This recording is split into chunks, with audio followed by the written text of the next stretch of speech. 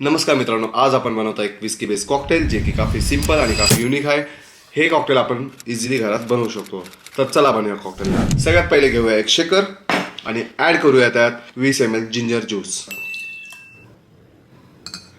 आणि यात आपण ॲड करूया 1 टेबलस्पून ऑफ मध आणि यामध्ये आपण ॲड करूया एग व्हाईट आणि नेक्स्ट आपण ॲड करूया विस्की 45 ml। ॲड करूया आईस क्यूब्स आणि याला आपण पद्धतशीर शेक करून घेऊया। शेक करून झाल्यानंतर घेऊया एक ग्लास, तुम्ही एक विस्की ग्लास पण घेऊ शकता आणि पोर करूया विस्की सार कॉकटेल।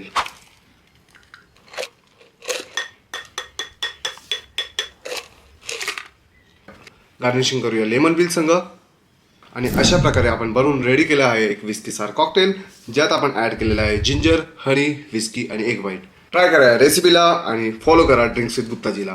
चीयर्स मित्रांनो।